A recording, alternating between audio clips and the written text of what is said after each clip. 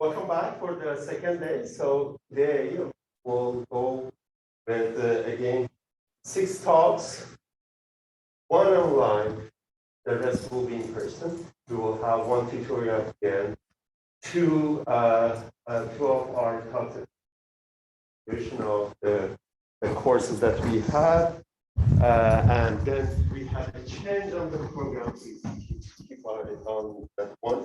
And now we have Raimar for the first talk. So we'll continue on this how noncommutative topological recursion organizes quantum field theory. That is important. Okay, good morning, welcome back. So yeah, a short summary what we did yesterday. Well, I introduced the Euclidean way to quantum field theory, which is the right thing to do if you want to have examples. Also said a few words on noncommutative geometry, and now we want to bring this together. So, okay, means we want to introduce quantum fields on noncommutative spaces. So, I said we start with a Gaussian measure. This is easy, always exists, just needs an inner product on a space of test functions. So it only needs the vector space character. So we will have an algebra soon, but consider as a vector space, as a space of test functions. Then we just take an inner product. This is easy. Okay, so then interaction, which is the hard thing, comes, well, is formulated in a noncommutative product in our noncommutative algebra. So here the things have to be discussed. So usually, well, we have a protocol function, and this is something extremely local. So it's considered as fields in the sense of physics. The interaction happens at a point. So this will be given up. But as I will show in the next slide, there are arguments that this is the right thing to do. Good. Can I ask a question about that? So, what are you testing? So, like, okay. So, how it sounds like I want to test this against some kind of yes. Wait a few minutes. I show you in the next slide this argument. It goes back to the 50s. Was Wheeler who was first to give this argument, and okay, one can believe it or not. Okay. Okay, but you're right. One can just ignore physics and take a definition. That's awesome. Yes, so I mentioned divergences are there, but we treat them as usual in quantum field theory. This can be done. It's not a problem. But there is, it was found that there is another problem. So people came from string theory, and they found there is a problem which we will discuss and also cure. And then we are in the right direction. So essentially, so that's the plan for today. Wait. Okay, can it work? No. So here's the argument. Okay. Well, you see something around you, and in order to see this, there's a mechanism. So there is light from somewhere, well, from the sun, which then, is sent to the structure which you want to see, and then from the reflection which goes into your eyes, then, well, you see what you see. Well, and then there is a basic fact in optics. You can only see in this way a structure if the wavelength which you use is shorter than the size of the structure. So then quantum physics tells us with every wave of wavelengths, there is an energy associated, and this is the formula over here. So the energy is reciprocal to the wavelengths. Good. So then, of course, one knows energy is a source of a gravitational field. And well, there are many kinds. Simplest geometry is the Schwarzschild geometry, and it comes with the characteristic radius, which is the Schwarzschild radius, which is proportional to the energy. So, and then, well, the idea is this forms trapped surfaces, horizons, and in order to, well, to detect your structure, which you want to see, it's better to stay outside the Schwarzschild horizon. And this gives another inequality that the length is larger than twice the Schwarzschild radius, and then here the inverse length before. And then you see the inequality that all your structures need to have length larger than the Planck length, which is elementary unit of length, which you build from the constants of nature. So G is Newton's constant, H bar is Planck's constant, C is speed of light. From then you build the length, and this is very short. Today our experiments are far away from this length, but there's a principal limit below which you cannot see anything in reality, if one believes in quantum physics and in general relativity. Okay, one should. So, okay, this goes back to Wheeler, essentially. And Doppler, Freenhaar, and Roberts made this precise in geometry. They derive then, okay, whenever there is an uncertainty, you know, in quantum mechanics, there are commutation relations, and they derive such a well, relation between uncertainties, and showed that these are automatically satisfied if you have non-commuting position operators which satisfy these relations. Okay, that's the picture.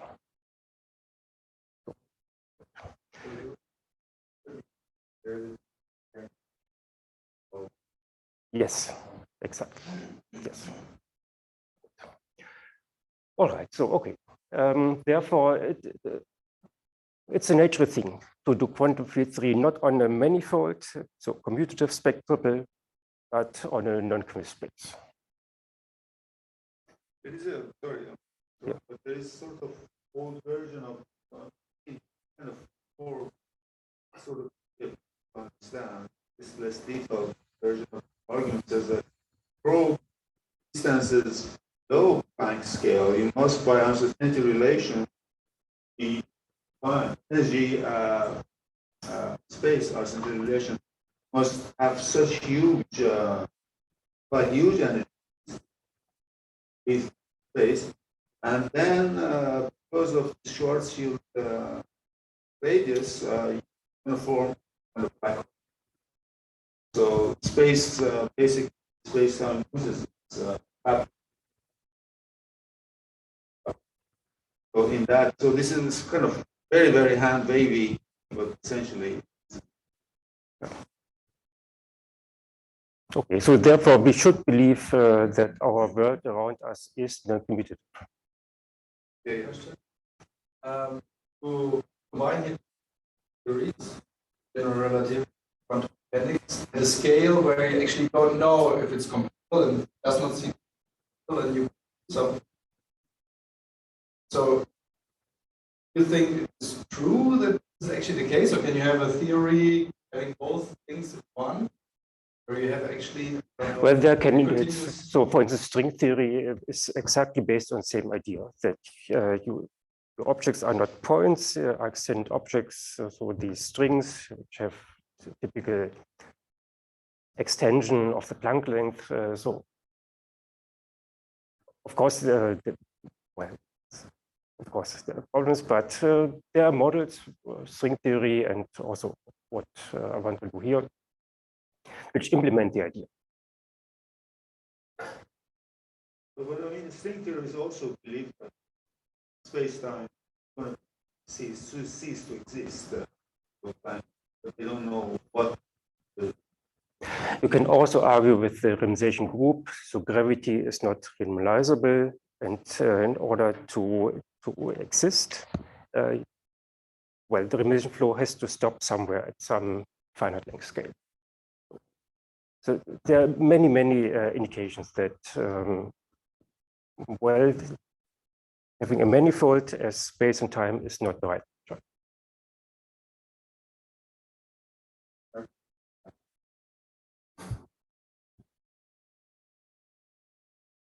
Okay, let's continue. So yeah, I come to string theory. Well, there was an early discussion by Witten in the 80s, but somehow it's not taken up in geometry.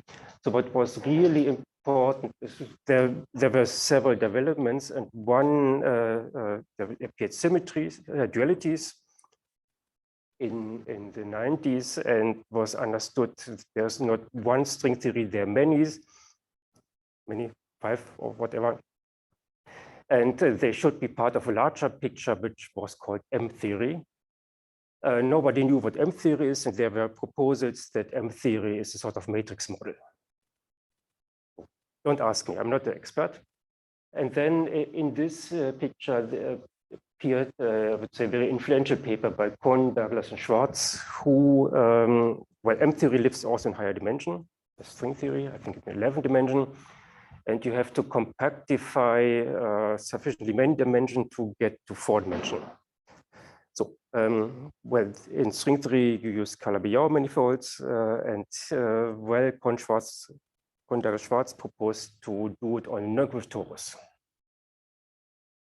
Okay, and from there, then we started. So we, Thomas Kowalski, we looked at quantum fields on the noncommutative torus, motivated by Kohn-Douglas-Schwarz, and then we saw that the divergences which we found just can be treated in the usual way.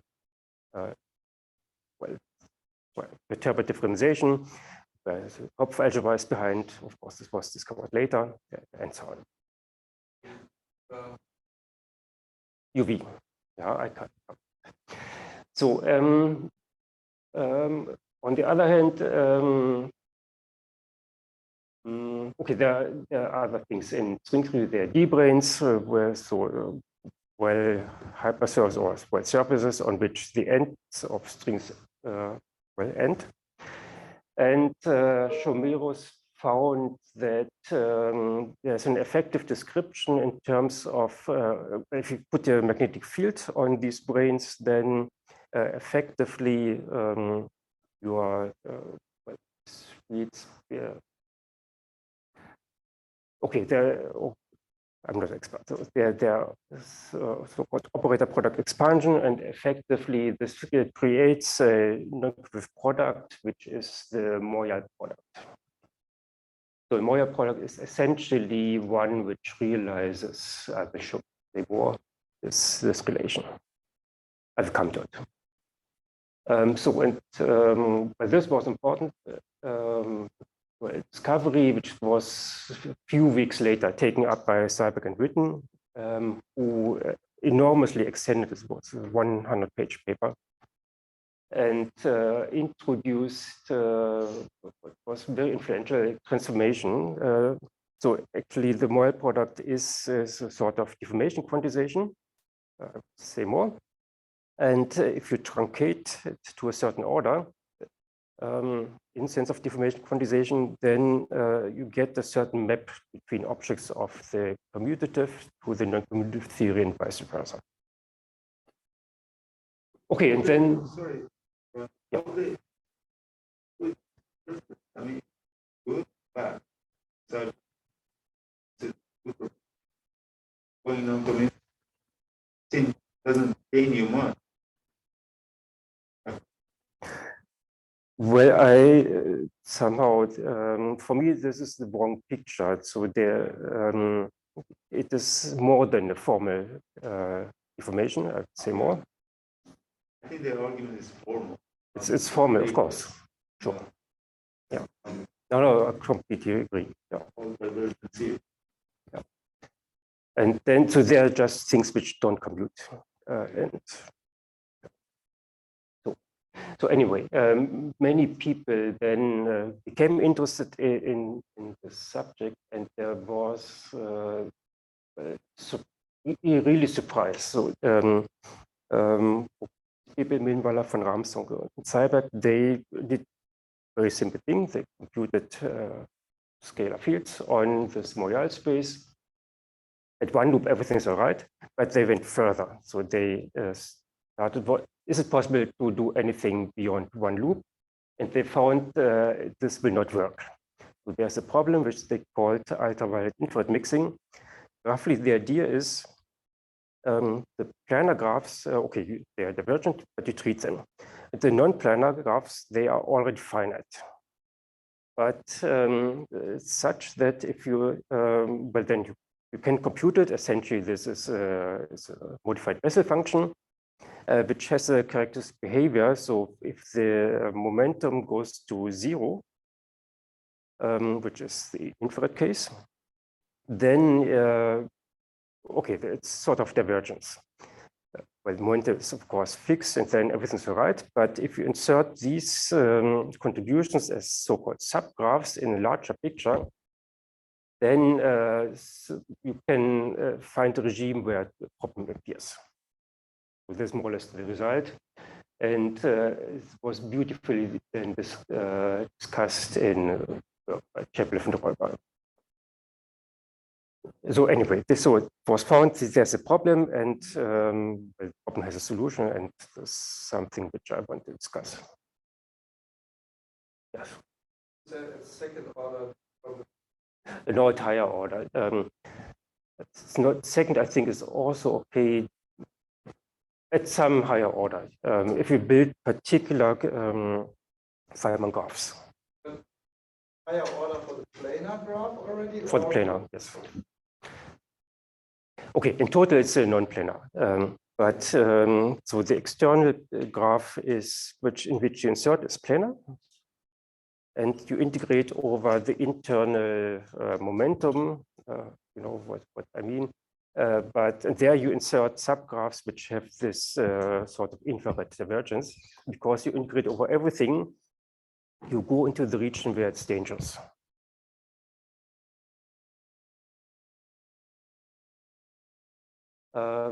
So maybe I skip this for time. So because I'm in the Euclidean picture, there were a lot of activities also in relativistic formulation, but so my remark and this, well, goes back to Conn and Ravelli. Maybe that's the wrong thing to do. Time in noncommutative geometry is more sophisticated. And, okay, just this remark. I don't want to go into it. Okay, so then, well, I told you, well, we have divergences of any kind, and they all trace back to this problem that we try to multiply distributions, which is forbidden, and one has to do something to extend or make sense of this product of distributions. And if one correctly is able to correctly do it, then all these divergences should somehow disappear, and there are three types. So we have divergence in individual Feynman graphs. Just as in usual theory, there is a new one, this ultraviolet infrared mixing, and we also have the triviality problem. So they are all somewhat related, but different types of divergences, which are all linked to this procedure that we try to multiply distributions. Good. So, well, and what one should do is the same as in, let's say, in low-dimensional theories where everything was understood. One has to approximate this geometry, by finite dimensional problem or situation. And then, okay, there are certain parameters in your model, and this has to be linked to this approximation, and one should find a careful limiting procedure that in the end, the limit to the object which you want to have, well, exists. So, okay, and then here we are in a very fortunate situation that finite dimensional approximation of noncommutative algebras are typically matrix algebras. So here comes a link to matrices. They appear extremely naturally. And there are many kinds of such approximations. So very important operator algebras. There is a class of nuclear C-star algebras where okay, the identity map approximately factors through matrix algebras as a CPC map.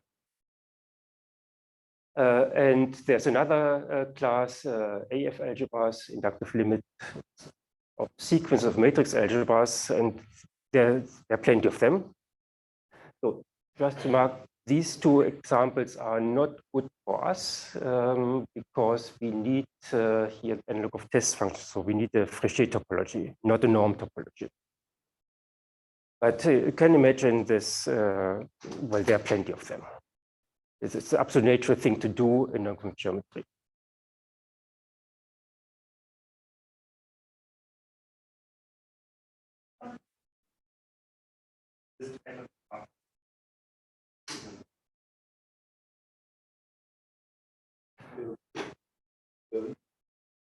Yeah, well, it depends what you want to study. So these are very important examples.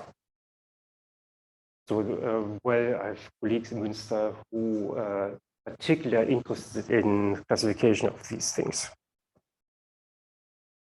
So it's a highly active research area.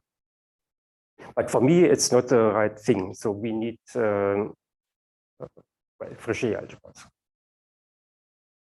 And I will show you one.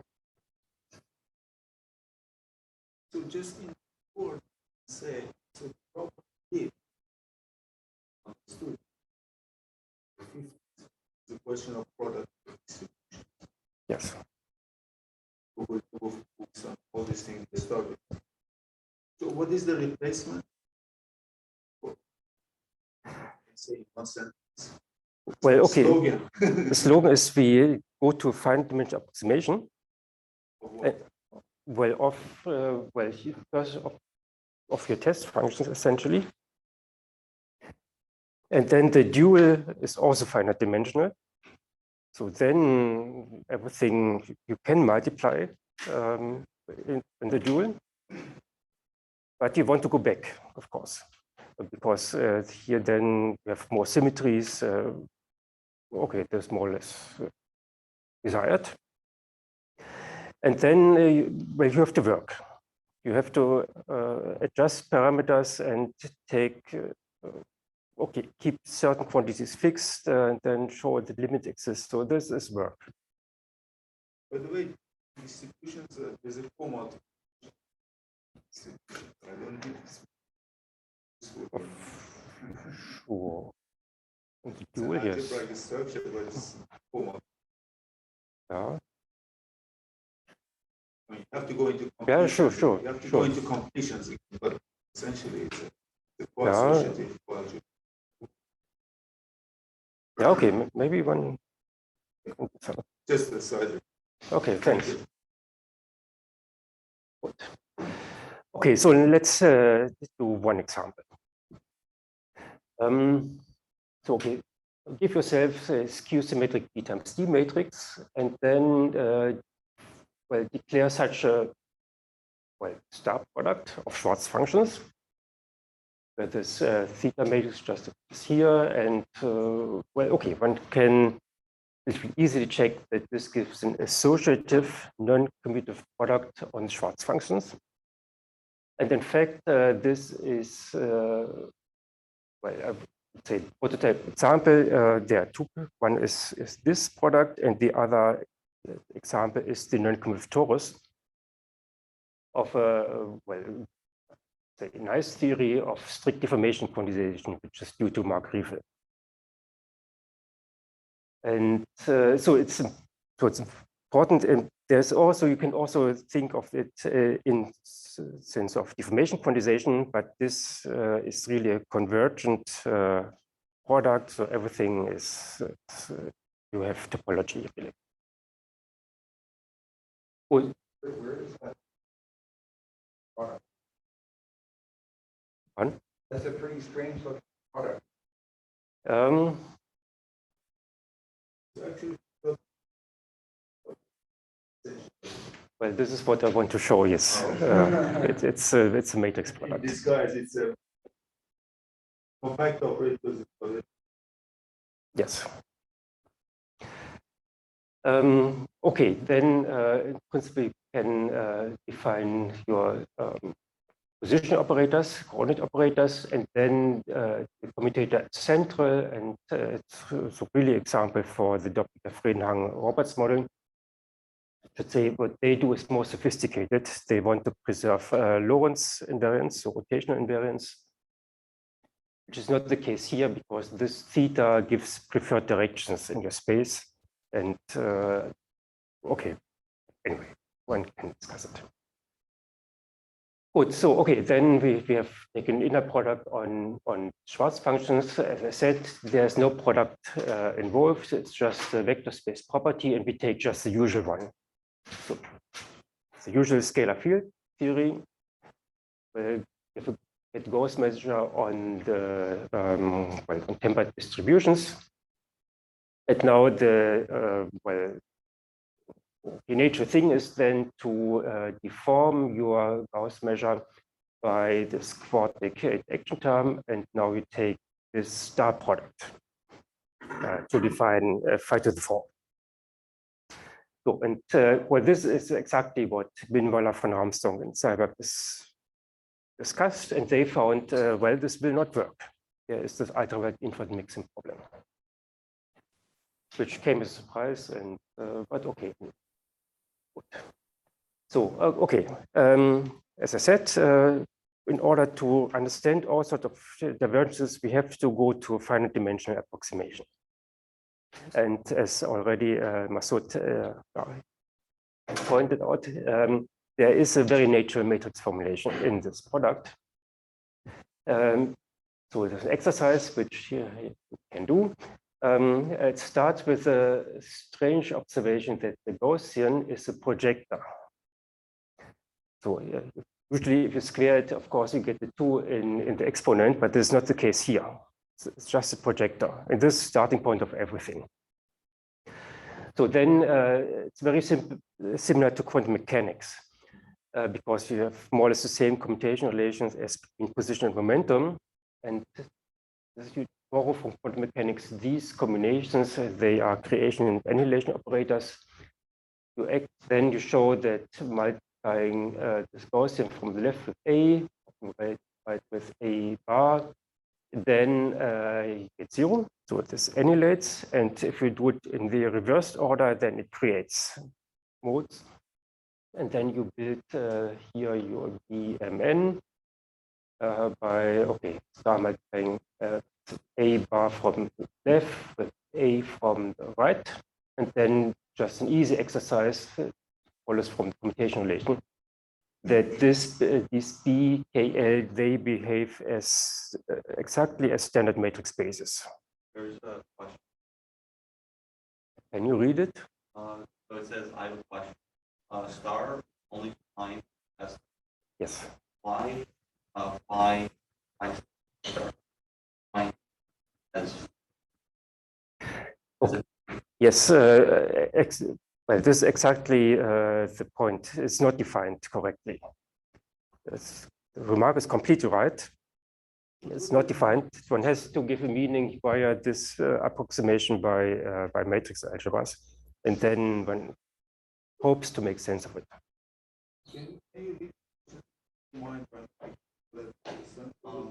was it star, phi, or test? Phi, phi, or phi star? Phi. That's Yeah. phi. Yeah. Is it distribution? Well, in fact, by duality, it's possible to extend the domain of definition to a larger class. So here I recommend to read the 2 papers by Garcia, Bondia, and Varilli, in which they do it. So one can do more by duality. But the real problem is it's true, one cannot, it's not correctly defined. One has to do something, and this is related to the matrix approximation.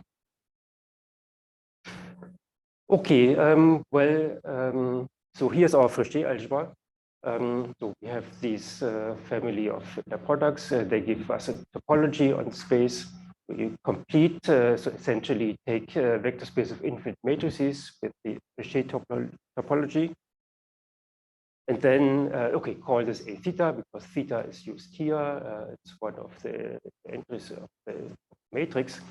And then sending, so these infinite matrices, the coefficients multiplying set of the standard matrix basis by this BKL.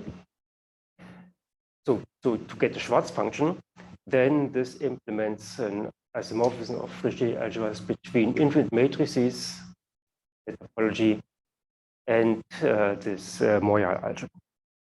So that's the right space we want to work with. So saying smooth torus as a geometry. No, it's It is not torus. so this is a compact space. So you have a unit in torus, and here this is non-compact. So there are similarities, clear similarities, but also important differences.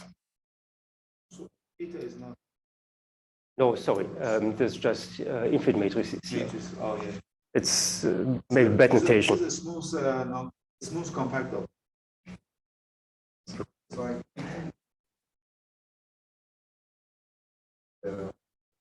all possible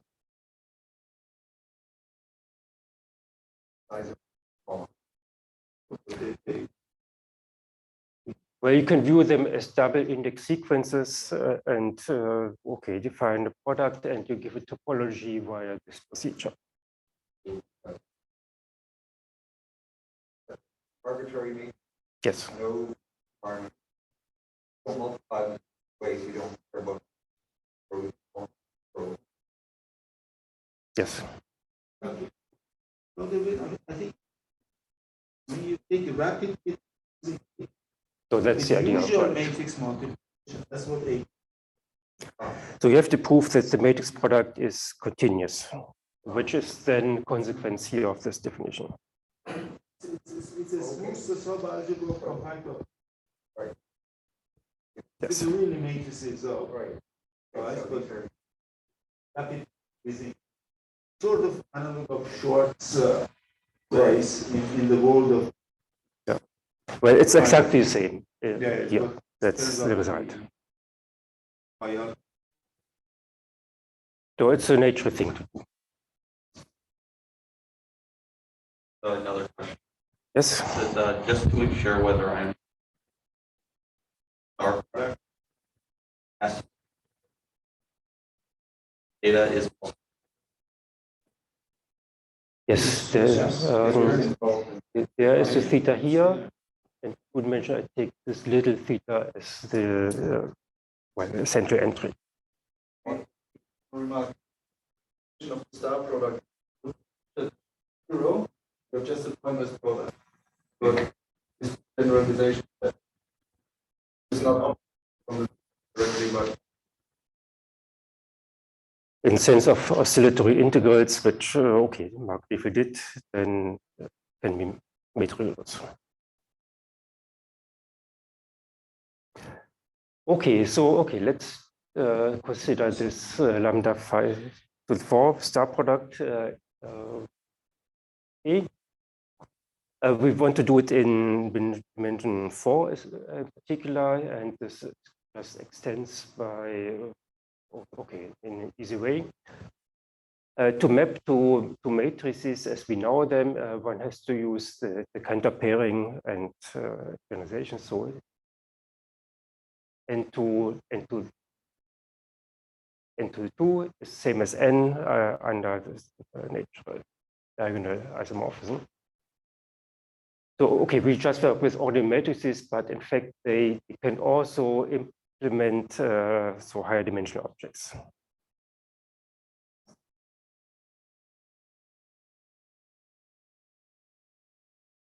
Now you're saying,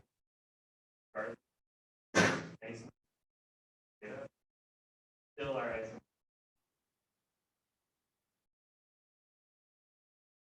Yeah. dimensional. This is now any.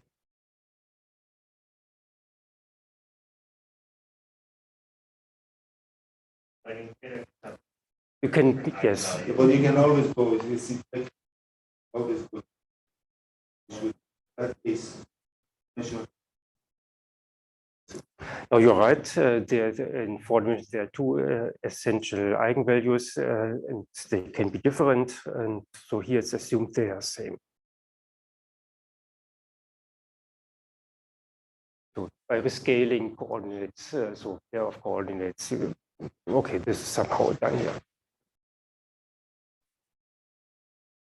Okay, well, we should make sense of this then.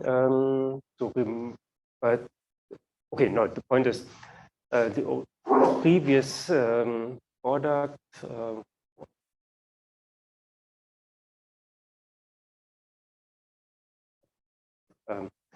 So previous, yeah, okay. This, well, Royal product, star product, translated to the matrix spaces, you can imagine this gives just here these product of infinite matrices. Okay, suppose here, well, to make sense, of course, phi should be replicating, but here, of course, we speak about the dual about distributions where this will not converge. This was just this question. One has to do something here, introduce cutoff in the matrix size and things which I will discuss. But formally, it's an infinite matrix product. So, so this part is easy. But remember, we have also here the Gauss measure. And this should also be translated to the matrix formulation. And this is not so easy. So it has again then here an integral kernel, which is then a tensor product matrix kernel, which is here shown here. Okay, this is okay. This is Laplace plus m square, but there's no inverse. But for the inner product to define Gauss measure, we need the resolvent. And so inverting this is, well, can be done with maximum polynomials and so on. And then one notices there's a problem. The problem is that here, so there's a diagonal piece, which is fine. And these off-diagonal pieces, if you invert them, they create this ultraviolet invert mixing problem. And the proposal which we had is just scale them down. And scaling them down corresponds to adding here to this operator, resolvent, instead of the Laplacian, take the harmonic oscillator Hamiltonian. So then, okay, one can study the resolvent, and the main thing is here is this term. So these V, they measure the distance from the diagonal. And so here they are scaled down with the distance. So it turns out then this gives a well-defined measure. Okay, anyway, what is a well-defined measure for the Gaussian measure? If we form this one, then things work, at least perturbatively. Just so this is the mark here. Well, you get same type of divergence as usual, but the ultraviolet infrared mixing problem disappeared because we scaled down by hand by introducing the harmonic oscillator potential.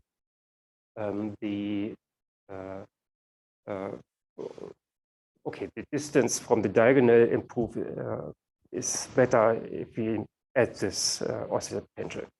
Sorry, Raimar. So the first line already you see trace of phi4.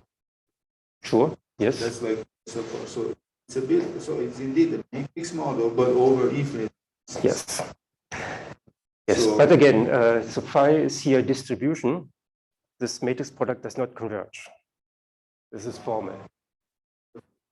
Why?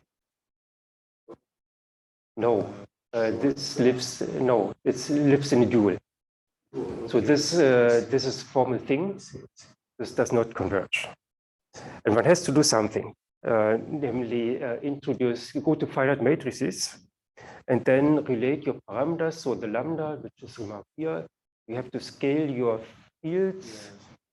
Okay, strictly n by n matrices. You scale your fields, make a appropriate function of, instead of this constant lambda, make it depend on n. Also this mass and omega, everything depends on n. And then show that you can find in such a way, like from this power series, that then this limit capital N to infinity exists. This can be done. Okay, basically as usual. And now there's important observation. It turned out that if n goes to infinity, well, omega, you see here, there is a symmetry. If omega is larger than 1, then effectively you can change everything omega to 1 over omega, which is then smaller than 1. Also omega squared, so omega is supposed to be positive, but there is a special reflection at 1. So it turns out if we do all this, then in the limit n to infinity, omega goes to 1. And the second observation, so actually this was first observed by David Broadhurst, that the ratio lambda divided by omega squared is constant, independent of n. So therefore, if omega goes to 1, this ratio is constant. Lambda of infinity, so limit, exists, which means and is finite. And this is perturbatively at least absence of the lambda ghost or the triviality problem. So it's a little observation, but this started the whole investigation. So and then the so Margherita di Sartori, so they had an extremely simple but far-reaching proposal. Well, if omega goes anyway to 1, let's fix omega equal to 1. So then everything simplifies enormously. You see it here from the formula. If omega is 1, then only b equals b1, b2 equals 0 survive. Here, this is easy. There's only 0, so it's this hypergen function is 1. Then if a beta function with one argument 1, it's also just the inverse of this argument. So everything becomes very simple. And we go to the diagonal. So we get the honest product here of matrices. So this C is diagonal, and this is just the matrix product F times G. Good, and then they extended this Rasvan, this to any order. And well, I should say this was absolutely crucial. The method, which also I will say a little bit more, it's also essentially in the, I hope, in the tutorial of Alex. He will then discuss this. Omega is the frequency of the harmonic oscillator. Where was it? Here. It's a parameter. It's a parameter. It's like, okay, so usually it's a long, so it's quantum field. Yeah, yes, but okay, we have too many little omegas. And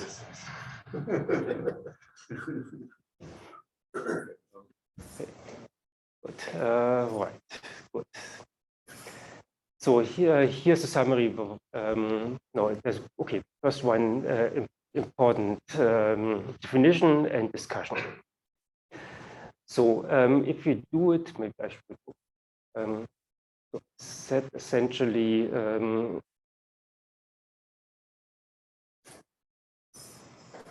anyway, no. Well, it turns out you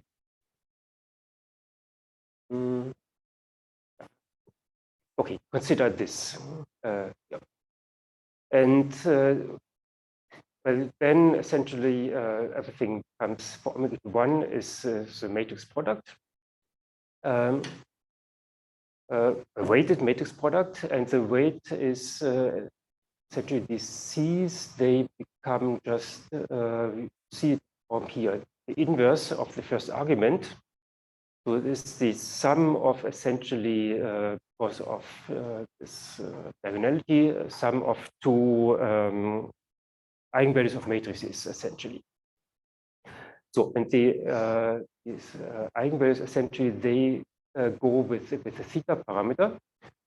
And it's now convenient to set theta over 4, then to the power d half as n. So this script n so we will soon define a 1 over n expansion in this parameter. So it's very important now, should not be confused with restriction to finite matrices of size n. So this is, well, formally next that we keep infinite matrices, but nevertheless we have this well, script n there, which is the non-commutativity parameter. So, but and this is also very natural. So these non-planar graphs, they come with a prefactor, and this is the scale of non-commutativity. And so It's not an integer. It's not an integer, sure, yes. Right? So is there? This is not the problem. So, okay, so means our well, inner product to define the Gauss measure is now this, and we have here this characteristic inverse EK plus EL. And okay, it involves this 1 over n with a certain factor. And so later we will then go, of course, let me say it later. So, okay, then we have here our Gauss measure, and we want to deform it formally, of course, by such an interaction term. And of course, again, this will not converge. We have later introduced another cutoff, which is not this n here. So they are independent. Okay, and well, here in 2 dimension we have to technically assume that these EK are pairwise different, which is not the case here. But for the next step, we have to assume either go to 2 dimension or okay, make a little shift. Sorry, we don't have trace of like Gaussian. But this is in the measure. Oh, This is in measure of the free theory. action. It's the free action, and the correct way is to write it in the Gauss measure. So this is already part here, and this produces here this case. So essentially, these are the eigenvalues of the harmonic oscillator, shifted by the mass.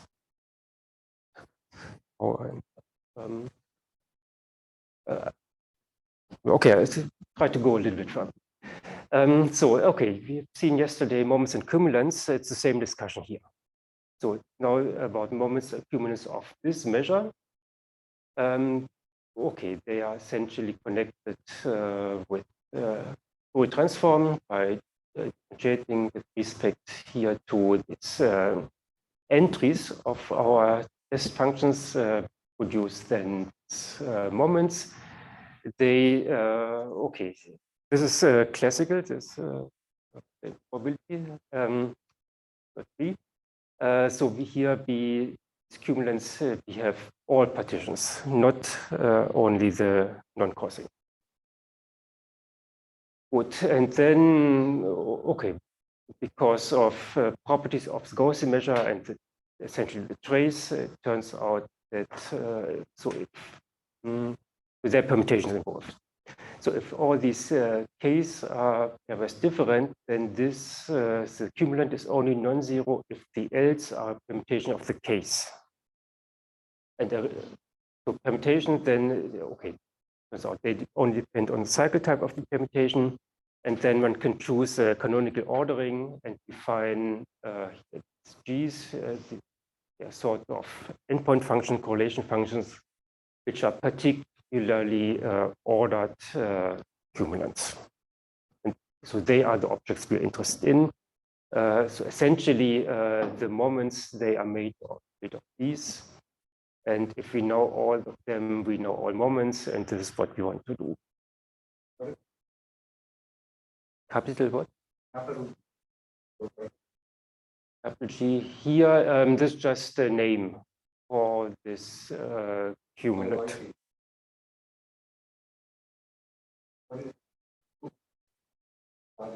C means here cumulant. So here we have moments, and they are okay. You know this formula. That's what you had yesterday. It's, Yeah, right. this is exactly your formula that you had yesterday. So capital. Yes. Okay, Yes. but now you've explicitly put in the parameterization. Yes. Yes. So because well, here I have too many indices here, but I know they depend on permutation, and if I just fix them, I can get rid of half of the indices. Like, So it's the permutation between the case and the else, and you write your permutation as a product over cycles.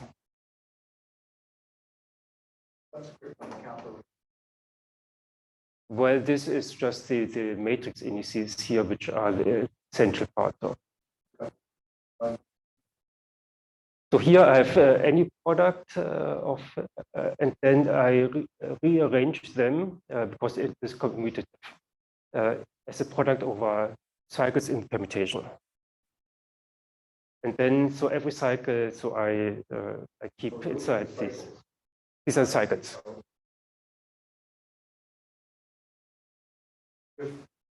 Joint cycle. Distinguish them. Yes. I guess, L1,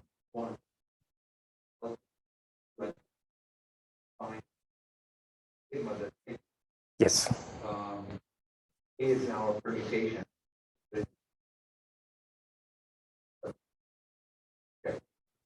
Yes. Good. Yeah, no, here's the key step. It turns out, well, this full transform, you can find equations of motion. One has to work, and okay, my hope is Alex will say a little bit, maybe not all, but some of these equations he will prove in the tutorial. Is this? Yeah, I try to do some basic thing. Yeah. It's relatively straightforward. So this is essentially here, this is the equation of motion of right to the 4 interaction. Then it relates to, okay, first derivative to third derivative. Essentially, that's it's an anharmonic oscillator in a certain sense, and the equation of motion is of this type. First derivative is related to the third. And it can be made, it's straightforward, but it's some work to do it. So, and there's another key thing, because everything inside here, we have the measure, and the one part is the Gauss measure, which depends on here on the k. And if we differentiate now with these parameters in the Gauss measure, you get another equation of motion, and this is this one. And there are two cumulants here cycle. Yes, one cycle of length 2 and two singletons, which yeah, there are two variants of the two-point function. So, and from the first one, this can be rearranged in such a way.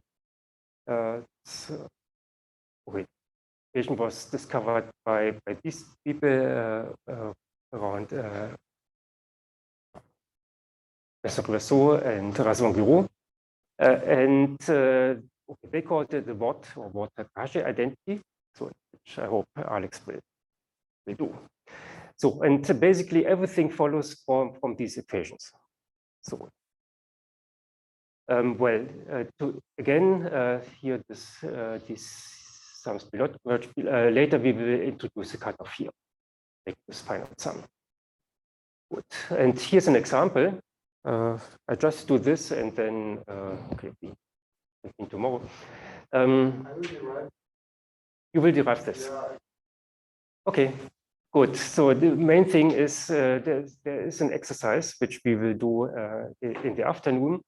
And there's an equation, the two-point function multiplied by the A plus L satisfies a certain equation, which is okay, a relatively simple exercise if you start from these things. The remark is, you think that you differentiate once more.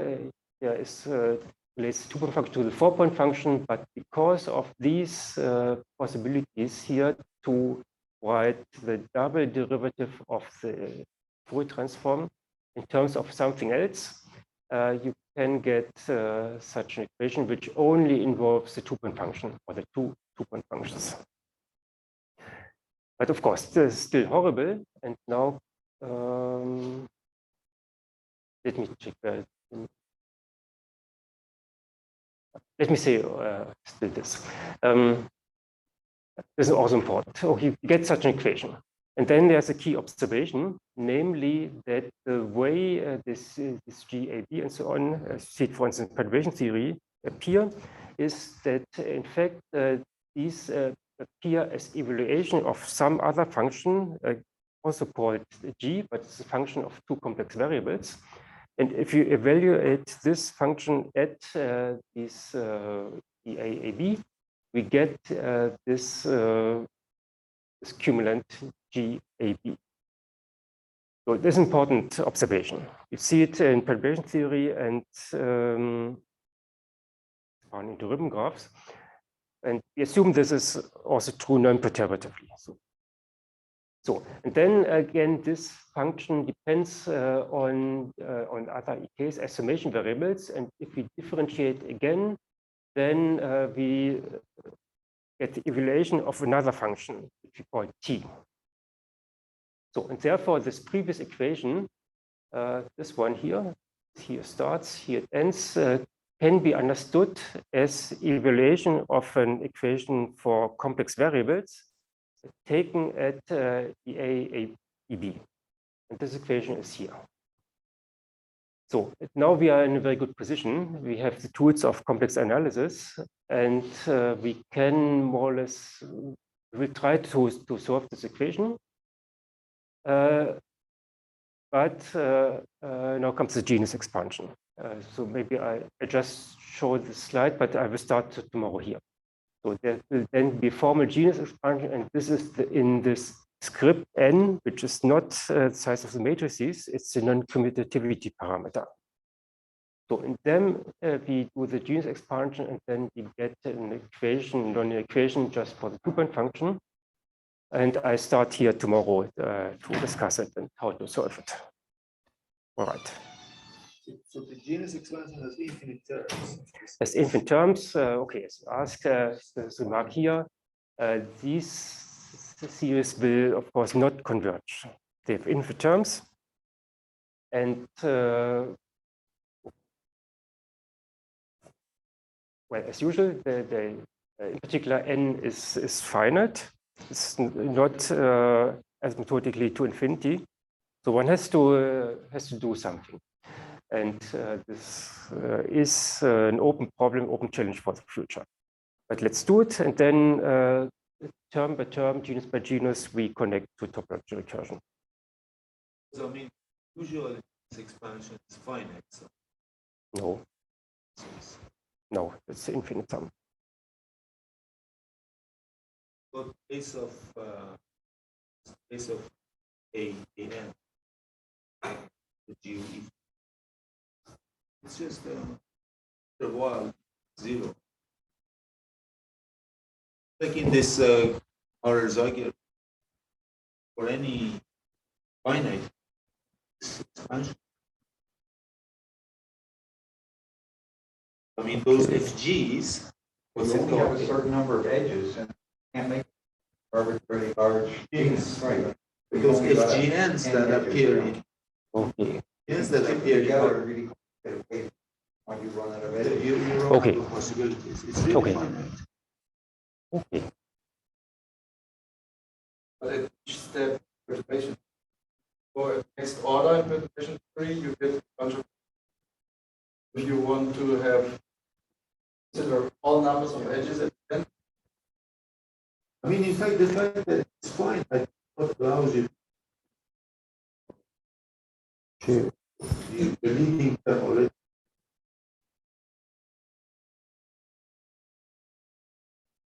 Horizontal. For the version.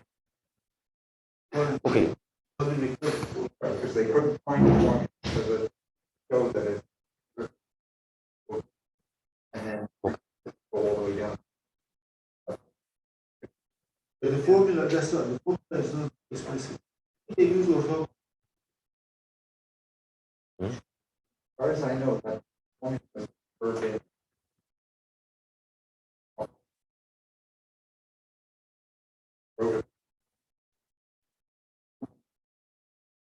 Combinatorial.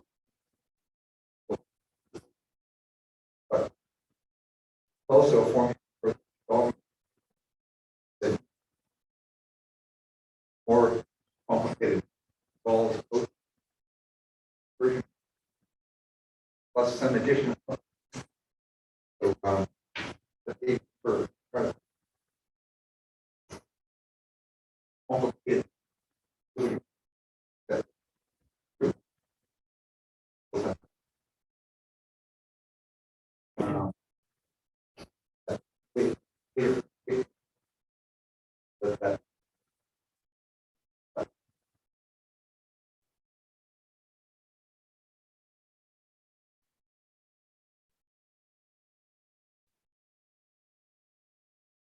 It's a bit after the fact.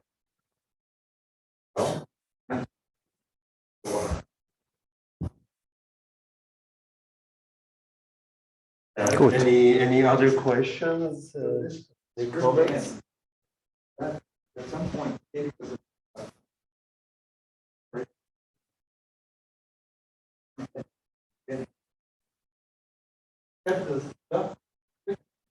which was built by the small stuff, which is just a number. Yeah. Oh, I see. So Yeah. this is more.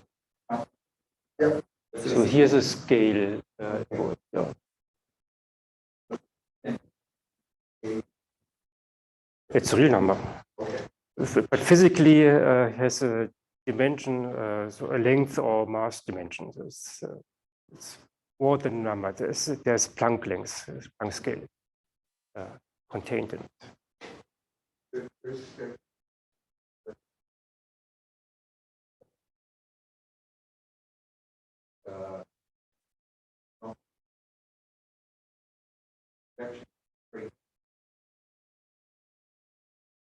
Sure. Yeah.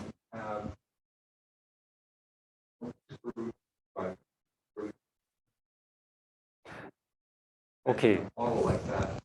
That's a good point. Probability of the expression get a lot of where that occurs here. Okay.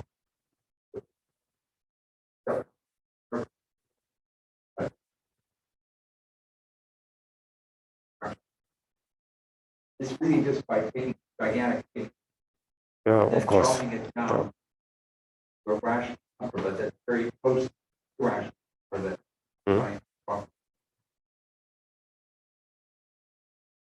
Yeah, I can see. Yeah. Those big results, 8 or less.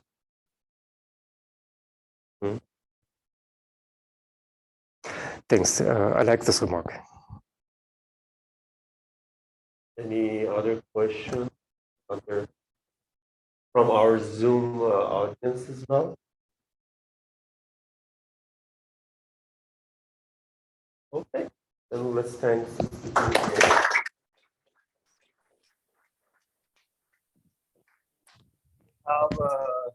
Now 25 minutes.